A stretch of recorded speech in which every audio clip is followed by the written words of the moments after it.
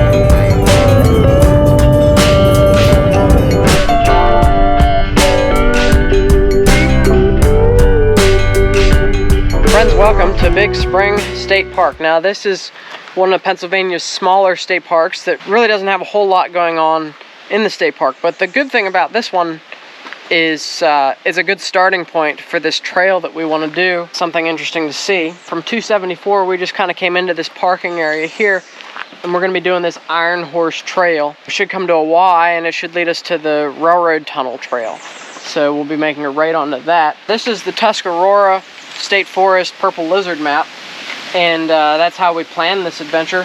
We're staying up here at Little Buffalo State Park, and we drove 274 all the way down here to Big Springs. This is Big Springs State Park here, and the tunnel is over here. The other interesting thing I've researched and found in this state park is there is some old growth forest here, old and second growth. So should be some big trees on this trail, hopefully. We'll show you what we can along the way.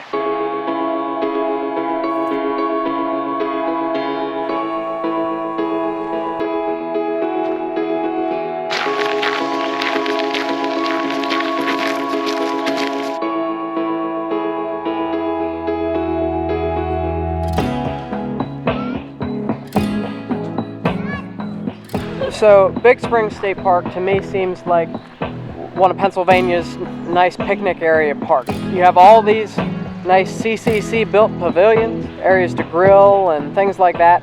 So there's a lot of Pennsylvania state parks that are really useful for that type of thing. If you want to do like a family reunion or just a big picnic, stuff like that. This could be a beautiful setting for that, nestled in here in the mountains and valleys of central Pennsylvania. Just the sign says that this area was a popular stop for stagecoaches going over the mountain to stop and water their horses, and then it said something that a picnic held here in 1913 was attended by like 4,000 people. Oh wow. And then the state bought the ground and walled in the spring and put in like these pavilions for a picnic area. So this is a picnic area that dates way back. Yeah. Pretty cool. So I want to just take a poke around up at the pavilions and see if we can find where they walled in the spring, and then we'll get moving. I imagine that's where this water comes from here, is from the spring, so it's probably good drinking water.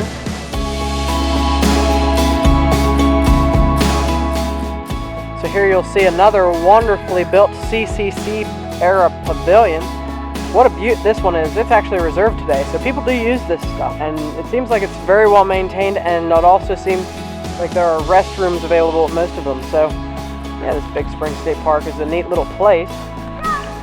And like I said, there's a lot of Pennsylvania state parks just like this one that you know, are picnic areas and things like that, and they really get the use, that's for sure.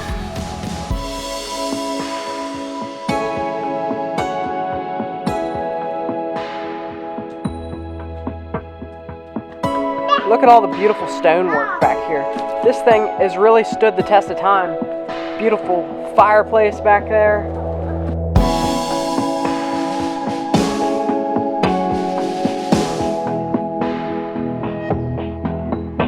I'm not the best when it comes to researching things, so we learn as we go.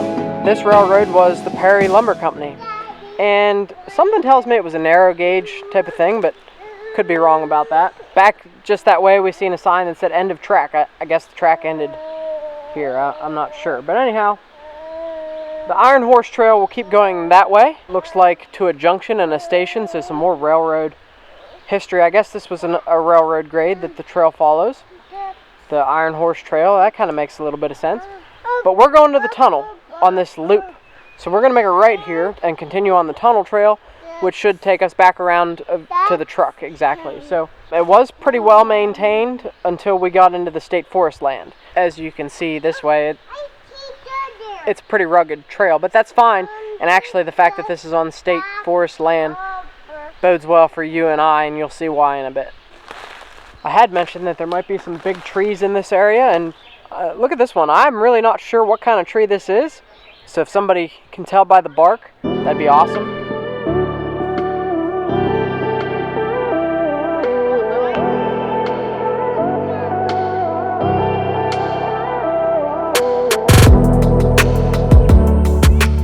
Well, this brings back some memories from last year when we were on our search for the South Pennsylvania Railroad grade. And I'll be honest with you, I'm not certain what railroad this here is associated with, but you can see that flat area just up there. That's a railroad grade, and you can always spot those when you're out in the woods looking for them. That's definitely a man-made feature. It's never going to be a natural feature. It's either a railroad grade or a road, like when we were searching for Forbes's Road in Buchanan State Forest. So this section of trail has been wonderful, filled with all sorts of mountain laurel. And it looks like there's actually a lot more mountain laurel just up ahead. This is beginning of June, so mountain laurel blooms around this time of year.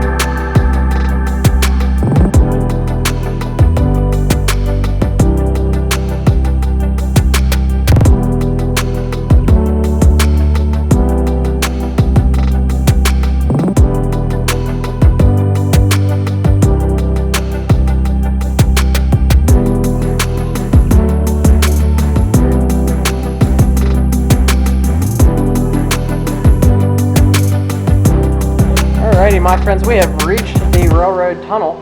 Now this of course is not a completed tunnel. The back wall of it is just up ahead. We're going to go check that out. Sarah's got a flashlight. She's doing a good bit of exploring over that way. She claims she found some railroad tracks, but we'll see. If you remember, friends, how they construct tunnels, they dig from the top down. It's interesting that this one is almost like a complete height to where it stops up there. We're going to go check it out and see what further we can see about tunnel construction and just interesting places that you find here in Pennsylvania. There's like a shelf here, and like I told you, when tunnels are dug, they dig them from the top down, and so they would have had a shelf here so that they could continue to work digging on the top, and then eventually they'd dig out the shelf. That just is most efficient because you're not using like ladders and things to reach the top. Like if you're digging up, you'd be like having to climb something. But there's Sarah up there on the shelf. So it's pretty neat to see. Amazing that they were able to bore through some of this rock here. This is some very hard material, it looks like. It's clay. There's clay, yes. There's a lot of clay, sticky mud in this tunnel. It's a pretty cool feature. You can also feel it. But it's kind of hard because it's sticky up here. Echo! Echo! Echo!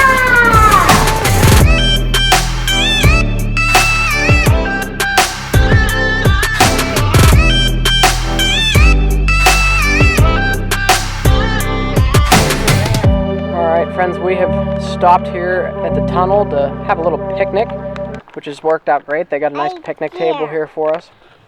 Our next stop, though, according to the lizard map, is the Hickory Ridge Vista. So once we get back to the truck, we'll just drive up to the vista, and we'll show you that. And then we'll be on our way to see some big hemlock trees. So lots of exciting stuff left to come in this episode. And we'll be headed back to Little Buffalo after all of that. So yeah, stay tuned for more of the YouTube meetup over at Little Buffalo, because we got all sorts of cool stuff planned over there. People are starting to arrive, and so it should be good getting to meet everybody. And we're looking forward to it. What do you have to say about the tunnel, other than it's going to collapse on us? I didn't say it was going to collapse on us. I'm saying it could. She says its shelf life is about to run out since it's been here so long.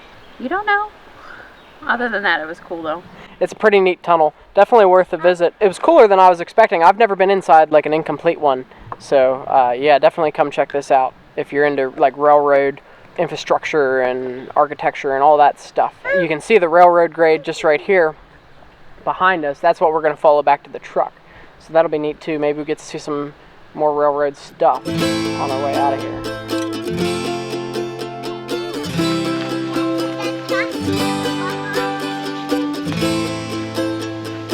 So we followed the railroad grade out of the tunnel, and we talk about the way they built things back in the day. The material from inside the mountain is what they would be bringing out to build this grade here. And so obviously the grade goes from the tunnel outward in construction, because it's all an unfinished project. I'd like to know what project this was a part of, by the way, if anyone who watches the channel knows. But the grade ends here. As you can see, we just walked down it, and as they would have continued to build the tunnel, it would have kept going. They didn't have easy ways to move materials back then, so they didn't want to move them very far. So they used different things on the project for different places close by to whatever they were working on.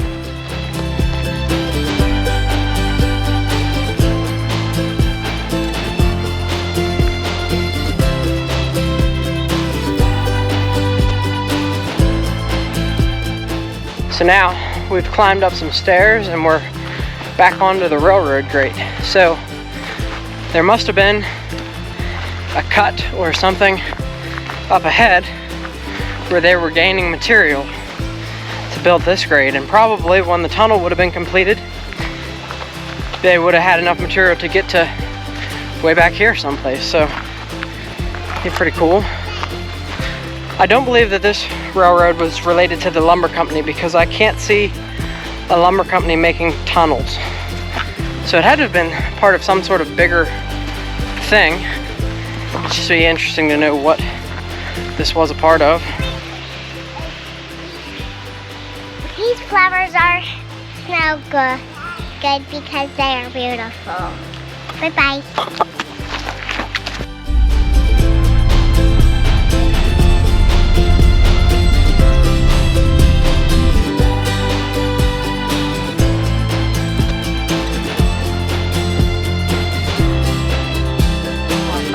If you've followed the channel for any length of time, you'll know I have a mild obsession with old growth forests, especially given the fact that there are so few of them left here in the eastern United States. This one here looks to be a rather large one. From what we could see though from the road above, a lot of the wood looks dead. Looks like the trees are dying. And we've talked about on the channel several times the reasons why for that, so no need to beat the dead horse. But Sarah and I are going to walk in here just a little bit, see what we can find, see what's interesting. There's already a big oak tree right here, but this is called the Hemlocks Natural Area, so we're here to see some hemlocks.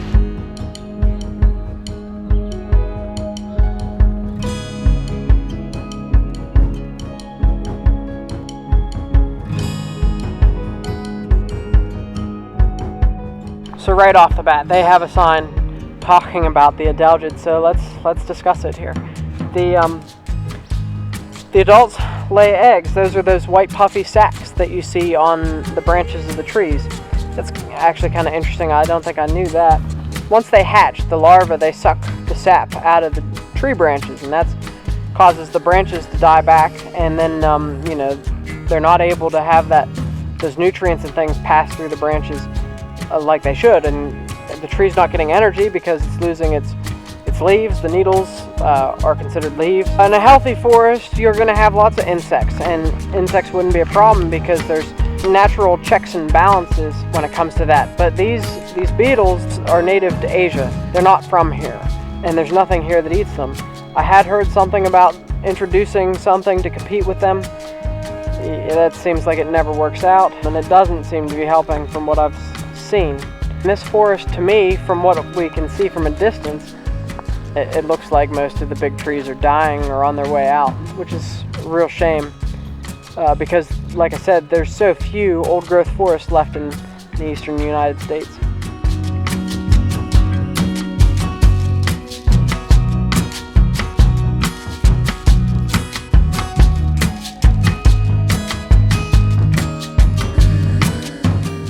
There definitely are some decent-sized hemlocks, though, that we are coming across. This one just right here.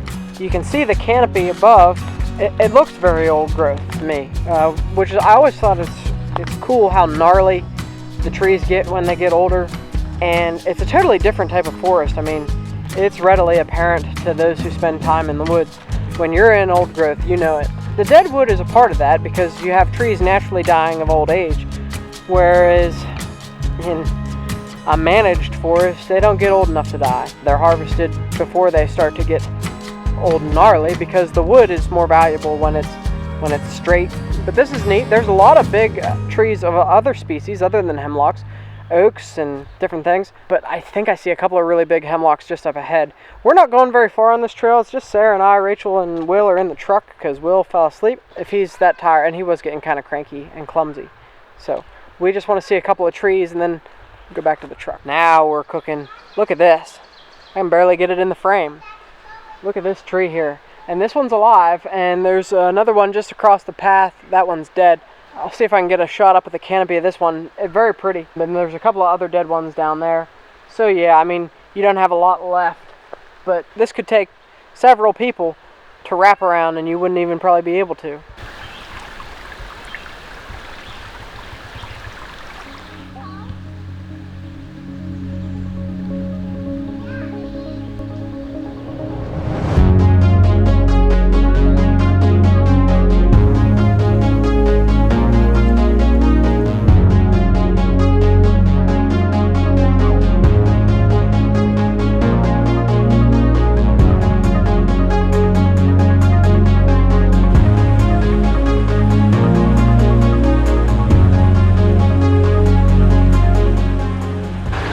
We never did find the big spring at Big Spring State Park, but this is pretty cool how all this water's just flowing out of the ground here.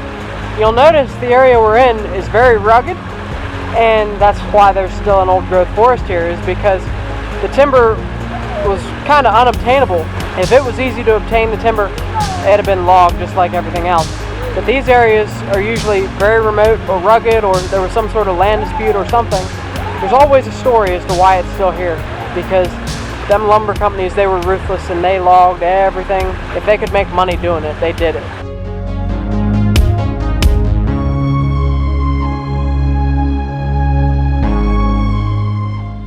Friends, as the hemlocks continue to fall, the mighty red oak here stands tall and true. This one's not very straight or true, but it's here, and it's a big tree. You know, oak doesn't grow as fast, so this tree could be easily as old as some of these giant hemlocks. But oak trees grow a lot slower, so that's why they're a hardwood instead of a softwood. A neat glimpse, though, into the hemlock canopy that way, but a lot of gaps up there. Well, there's only one hemlock there, and I think that's a birch tree or a beech tree that direction. But there's a good lot of hemlocks behind it. So you can see, friends, the root ball of this tree behind me. It toppled over that way. It's an old hemlock. But look at the gaping hole it leaves in the canopy. The hemlocks keep everything cool and moist down here. And when one disappears like this, and you lose a couple of other ones just like that, it lets all this sunlight in. And, you know, yes, it's beautiful because now I can see some of the rest of the big old hemlocks up in the sky. But it ain't good for the wildlife. It ain't good for the ecosystem when they die. And if you have a whole bunch of them die at the same time, like what's happening now, it ain't good. You can see a couple of dead trees up that way. It said on the sign up there that the adelgid stress trees die a lot easier from other causes, And you know, if something like this comes by and it takes a bunch of the branches off of another one, you know, then that one's destined for death as well, and it's just a chain reaction. This is a really interesting place though, friends. It's somewhere I would really like to come and spend some more time in the future. This is kind of a scouting mission of sorts. We're at a tough stage of life as far as doing too much into one day, so getting little glimpses of things here and there. Still fun though. And this is a really pretty spot. We're, I think, taking this rim trail back up to the road, which should lead us pretty close to the truck, I believe.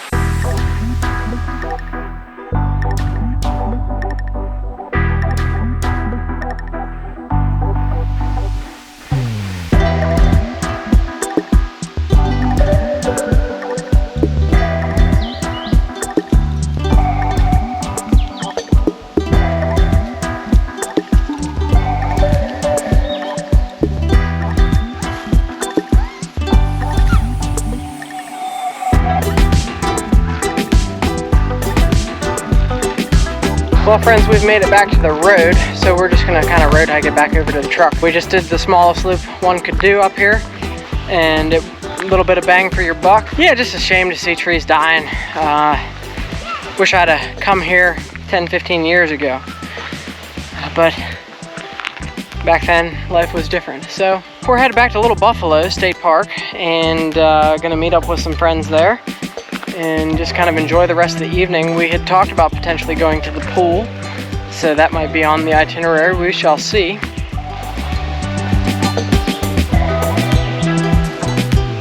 Beautiful trees here just along the road, so don't be afraid to just come up here and drive along the road to see some cool stuff up here in Tuscarora State Forest.